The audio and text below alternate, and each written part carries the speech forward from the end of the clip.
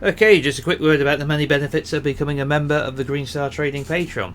If you follow the link in the description box of this video or any of my videos on YouTube, you'll be led to the Patreon page here where you can have a read of the various tiers and feel free to sign up. You'll be charged on a pro rata basis going forward.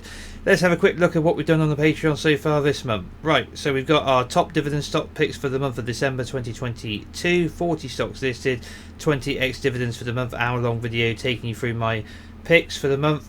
That comes alongside the dividend calendar and the stock rating system. This is for our tier 3s. If you want access to this, you'll have to sign up at tier 3. This covers the investing side really here at Green Star Trading. We're not all just about Elliott wave theory. It is primarily what we're about, but I'm also a long-term investor as well, and I run portfolios on that basis as well as portfolios on a short-term trading basis.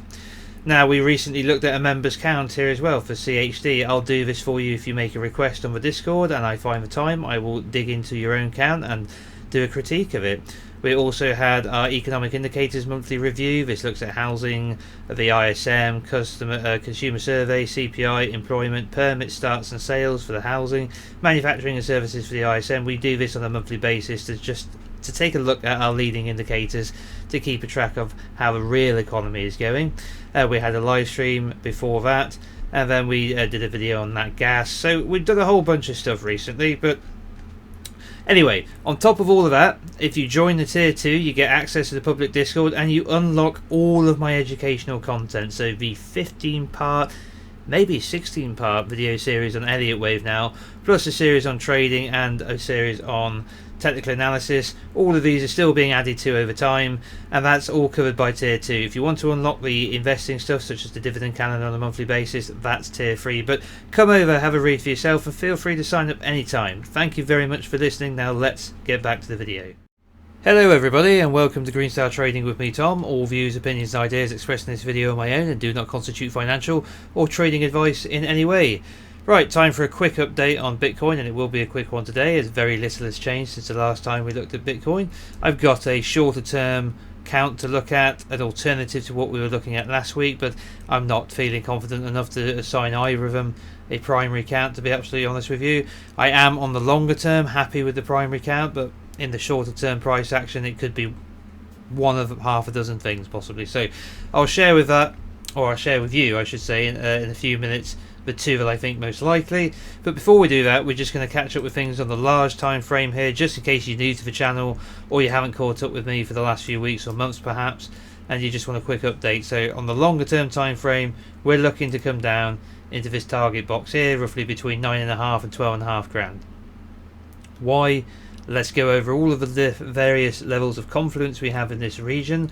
We have the golden zone of the 61.8% retracement in log at 10,277.82 right here in this region as well. We have fib targets based off of these two pivots from the W and the X for Y, and from the A, from the B, the C subwave within that Y create a level here and a level here. We can see also as another fib level if we just turn off those two extended fib extensions, and we just turn off the golden zone as well for the moment. You can see that we have an 89% linear retracement. This is a deep wave 2 retracement. Quite deep wave 2s tend to occur in the crypto space, and that's kind of what we're aiming for here. So a 90% sell off in linear terms for Bitcoin. As you can see, that overlaps perfectly with the 61.8% retracement in log. It is bracketed exactly in between these two fib levels here and here, and that's before we even come in to talk about structural support. So if we just look at our support for a moment, the strongest level by far, that high is resistance, these become support, becomes resistance, becomes resistance, becomes resistance. It's back tested as support before that move higher. So an incredibly strong support level here at 9953. So we've got the 61.8% retracement in log, the golden ratio as it's known. We've got the 89% linear retracement of the sell-off from the high of this move up. We have the support level. We have the two fib extensions here as well, and then if we just bring up our supply and demand zones here, we can see that the POC here off of the move from a low to the high, and the POC here from this low to this high overlap point of control straight through the middle of this region right in this area as well. So all of that leads me to believe, as best as I can given the evidence here, that that is an incredibly strong area of support, and I would expect to see the price, if we come down into here, to find support. Now that does not mean we have to come here. We could stop before that. We could bump into resist. We could bump into the first support level up here at 13.83141, putting us back into this prior structure, and that could be enough to find a low. The next low here, which is this little area of demand, moving up to a level, moving back, founding buyers off of the prior resistance, becoming support.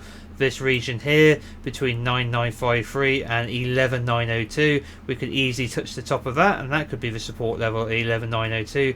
Come down and bounce from there. All I'm doing with that target box is simply using the maximum amount of confluence to call an area, but we could stop before it. We could fall through it. I just think it's the most likely place we would find support. So let's look at our longer term counts then. So for the primary, we are topped out in primary 1 inside of what is now cycle wave 3, and we are looking at primary 2 currently. I have this as a double zigzag, ABC to here. You might say that's a bit short for the W compared to the Y, but if we look at it off in linear scale, you can see that this is actually quite a substantial correction and has a much better relationship when we look at it in linear, so just bear that in mind. So this second zigzag, although it looks a lot bigger in log, it's actually very relative to this one here when looked in linear scale, and therefore this is a separate ABC which is now unfolding. I have got this as 1 and 2. We can easily see this as 1 and 2 again, 3, 4, 5, 3, 4, 5, coming down lower like that. But I have moved the labelling of 3 to 4 here, as we do have an invalidation point we can observe, which we need to add in for this count. So if we come back above that, we can't call that 3 and 4. We have to look at this as a different correction. That's just a new addition I've made on the shorter time frame. So on the larger time frame, that's the primary. Alternately, we have this old flat, which is 1, 2, 3, and 4. This gets invalidated at 13.831 spot 41. I think it's very low probability, as I've been saying for a while now. We go back to the last video. I felt this is very unlikely. The sheer time length of this 4 relative to the 2 is very unusual for the crypto space. Plus, it's just so bloody deep. It's let alone the time. We've come back all the way almost to invalidation, which is pretty uncommon, in any market, let alone crypto. So I wouldn't have to expect to see such a deep fall relative to the wave 2 and to come back so close to the wave 1. So very unlikely. Now, one more alternate we have for the use of that flat is that the wave 1 is here. This was an A, this was a B, and this is a C. 1, 2, 3, 4, and 5 waves down to come. It essentially, in all regards, is the same as the primary, except the pivot is from here to here to here to here. Okay, as opposed to here to here to here. Alright, so that's the only difference, but roughly to where we expect it to end. I would not want to see it progress beyond the 2618, but we can see that the golden ratio is bang around that 2618.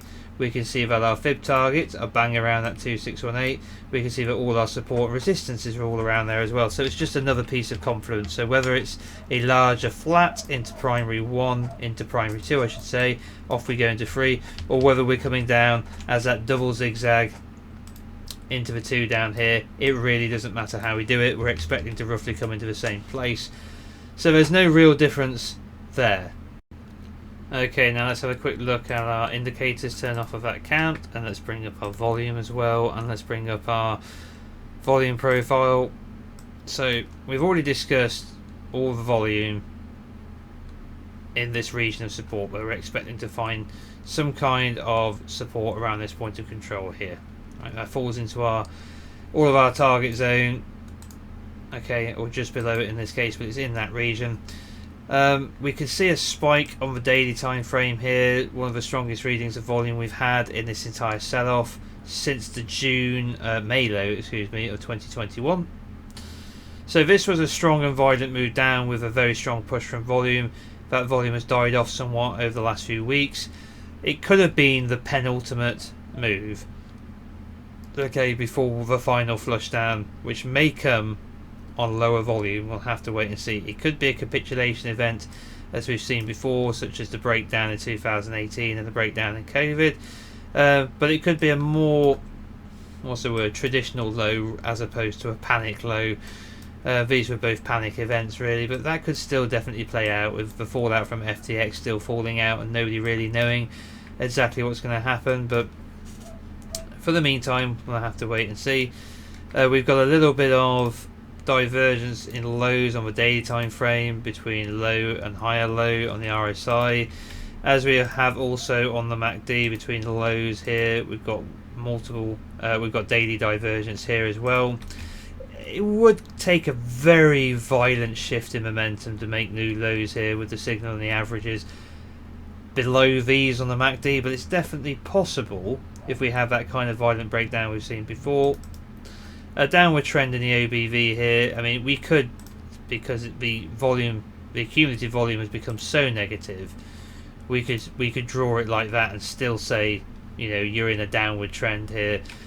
Shorter term downward trend, if that were to break violently to the upside, we'd be looking to see in price and in the volume here to see these pivots get taken out by a move up. That could be a sign of a low being in place, at least for the shorter term.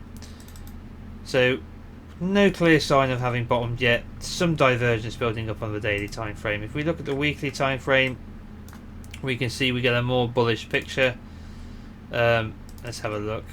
So from low to low, we've got bullish divergence, positive momentum, and we've got bullish divergence here between lows, between this low and this low. So we've got a lot of weekly bullish divergence building up. So another move lower here into a fifth wave perhaps might not force a new low in the RSI and confirm that bullish divergence if we get a reversal signal here. So we'll have to wait and see how that forms. As far as the OBV on the weekly time frame, we've still got this downward trend, so we have to keep an eye on that as well, see if we can break out of that. Nothing screaming the lows in yet, but a lot of evidence suggesting that it's getting very, very close. I know that feels like we've been saying that for a long time, and we have been saying it for a long time. We only got to look at the candles here on the weekly chart since the viable low was first considered, and we have been waiting a fair few months, so it will get here when it gets here. Let's now move in and have a look at the price action around the low here recently. So we'll come over to the Bitcoin chart to do that off of the BLX. So here we are on the rather messy shorter time frame. Let me just get rid of all this support and resistance, these channels, so we can just see the count. So summing up, I'll tell you what, we'll turn it off because it's so bloody. We know that this is the A pivot here, we're saying, of the Y, and this is the B, and then this is 1 and this is 2. So let's not, if you want to know what all this was, go back and watch an earlier video. There's no point going over it again. Here's the A, here's the B, this is 1, this is 2 into a running flat, and then our options from there are slightly different. So the one I've been working with, and it's still viable, is this idea that we've gone 1, 2, 1, and this is now a flat that will play out in 5 into a 2, and then 3, 4, 5, 3, 4, 5 to complete. So minuet degree to complete, and then minute degree to complete. So I would not expect to see this correction if it's a wave 2 of lesser degree. At this scale, I mean at larger scales it's debatable, but at this scale, minuet and minute, I would not expect to see it get much bigger than the larger parent degree. I would expect it to stay smaller. So this is 59 days, with that would be 48 days and still well within. I think it could probably be even shorter as well. We'll have to wait and see how it develops, but the way I'm breaking down the count in the meantime is that we've come down to here as our pivot for the 1. We went 3 waves into the A, 3 waves into the B, and now we're going 1, 2, 3, 4, 5, 1, 2, 3, 4 and 5 to get the C of the 2 before we head down in the 3, and this is 1 and this is 2, and then we've got 3, 4, 5 at minuet degree to complete minute degree to complete minor degree of the C to complete intermediate degree of the Y to complete primary degree of the 2, and then that would be the bottom of the correction. So that's the first way I see of doing it. You might well be able to count this as well, it's difficult to count this. You could maybe look at it as a diag. I don't think it matters because I don't think we've got an overlap here. I think we could do without the overlap. Could you count that as the whole move? So you've got 1 A B C into 2. Well, we had a similar structure back here, okay, but it strikes me as odd to have a running flat in away position 2 again. But I won't write it off. So let's talk about the new idea then. This is the idea that we're getting a more time-consuming structure because we're getting a triangle. Now what this depends on, and we'll need to add it in here, is that this was actually a wave 3 of a larger degree. And we've got a wave 4 to come, and then we've got a wave 5. I would expect this to be shorter and for the correction to complete sooner. Probably closer to 12.5 to 13,000 as opposed to all the way down to 9. So we'd be looking for this to finish sooner. The cutoff point for this would be the bottom of our wave 1. So let's add that level in here. Not the price action within the B here, but within the bottom of the 1. So this would be the invalidation point for this. It would be a rather peculiar looking impulse, but you can't have a triangle in a wave 2. So the idea of going 1 2 1 2 is out if this is a triangle. Therefore, if this is 1 and 2 and this is a triangle, we're counting impulsively. We have no choice but to label this as a 4 for a triangle. I'm not particularly keen on the idea, but if it looks like a triangle and acts like a triangle, then maybe it's a triangle. So we have to give it the benefit of a doubt that it could be the case. So let's make sure we get this correct. 18,540. 18,540 to the tick. We'll lock that in place. We'll add this invalidation point to this correction to count. Lock it in place like that. And so what I think we've gotten so far, because I don't think it's done, is we had a normal zigzag here into the A. We then had an A, in fact it may actually be A to here, and then a running triangle, A, B, C, D, E, 1, 2, 3, 4, 5. That's possible. I might relabel it to consider that a running triangle, but regardless, there's a triangle in the B for certain, I think, here. Whether it's a running triangle, we get an expanded B, or whether the A is here and we go A, B, C, D, E, I'm not quite sure. Either way, there's a triangular B and then an impulse down in 5 waves. So this is an A, B, C, one way or another. We don't have a simple 3-wave swing at that point. So what I'm deciding to look at this as is an A, B and C to here to get W. We're working on the X. It could be to here, and this could be a flat with 5 waves to come down for the X of an A, B and C, and then another zigzag up for the Y. It could be done, and this could be the C, right? So we could have gone A, B. It's a running flat triangle anyway, a larger running flat.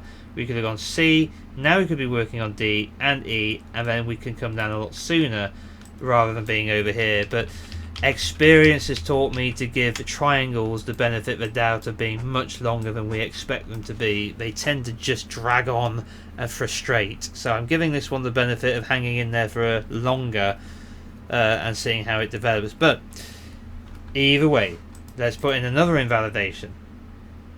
The triangle can be considered complete if we have a finished A, B, C, D, E structure which contracts. If we get that and we get that contracting triangle, then breaking this level here means that it's over and we're now in that next leg down. So we have to be observant of that, because that could potentially be the 5th and final wave down if this count is correct. And I say if because I'm not particularly certain. 15,479. Okay, so we bracketed it. If we come back above it, then we have to reconsider this low, how we come off of this low. The best explanation still in the short term is our original correction, because this can come all the way back up. Whoops, just drawing on the chart again. Let me find the invalidation point for that. And what's that for? Shorter term, that is, isn't it? Yeah, we don't care about that anymore. Okay, we're going to put that in the correction 2 folder. I should have a bearish invalidation. Where is it? Where is it? Where is it? There it is. Okay, so on the larger time frame,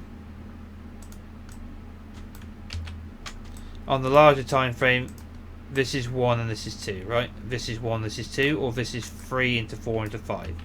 That's how we're looking at it. So anything above this pivot, 2, 5, 2, 1, 2, then we bottomed here. Or if we come down here, then we bottomed here.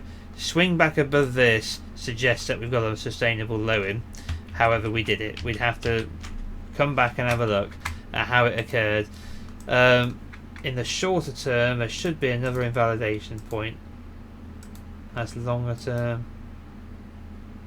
Right, so what we'll do while we're here is we'll just add in one more point here.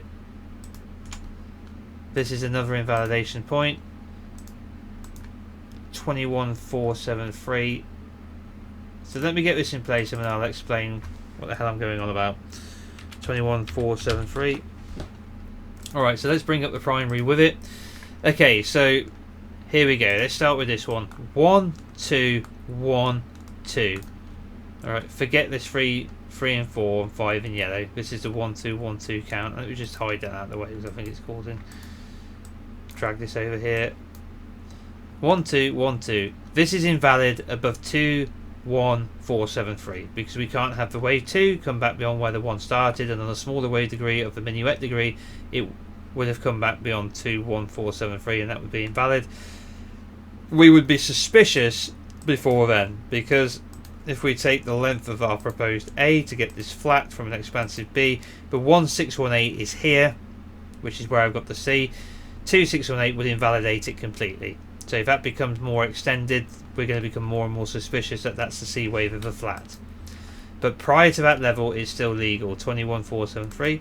On a larger time frame, this pivot of 1 into 2, that's invalid in terms of anything, any possible way we could come back up, and this 2 isn't in. So maybe that's 1 and this is A, this is B and this is C. On a larger time frame, we can't come back above 2, 5, 2, 08 and have any valid impulse from this point. So it can't be 1, 2, 1, 2, and this 1, 2 can't be if we go back beyond this level of 21, 4, 4, 7, 3. Okay, so that's that count. This count is much simpler, which is that we've gone 1 here, 2 here, 3 here, 4 to come. We can't come back above 18540. Simple as. If we come back above this, there's no way this is correct. We'll fall back on the original count being the primary at that point. I'll leave them both as correction 1 and correction 2 at the moment. So we're looking at 18540. If we come back above 18450, we have transgressed into wave 1 territory with wave 4. We can't do that. Okay, and we've likely broken down the contracting structure of a triangle at that point anyway, and an expanding triangle wouldn't work because we would finish within wave 1 territory. So we'll keep an eye on that going forward. 18540. Let's just take a measure of the wave. Let's take the measure of the length. Excuse me, I'll get my words out in a moment. The length of wave 3 is shorter than wave 1. So this limits the length of wave 5. Okay? Wave 5 cannot be longer than the 3 now, because the 3 isn't allowed to be the shortest. So what we'll do is we'll take a cutoff of 3 to right up to the limit of the 1. For the 4, that means that we absolutely, positively cannot go beyond 12244. That's just a big no-no. So we'd have to finish here, essentially. We cannot come beyond that point because then the wave 3 would be too short. And we have to, being absolutely honest, it would look like a pretty funky. Let's assume the pivot's almost in. Let's have a look at that impulse. It's not the worst looking impulse in the world, but it's definitely not pretty. It definitely resembles a diagonal, but we don't subdivide like a diagonal. not easily, because we don't get the zigzags for the wave 2. This definitely subdivides impulsively, so I don't know, it's kind of tempting to look at it as a diag, but it doesn't count like an ending diag, so we'll give it the benefit of being an impulse because that's how it looks, and therefore it can't come back beyond that level. Only a diag would be able to do that.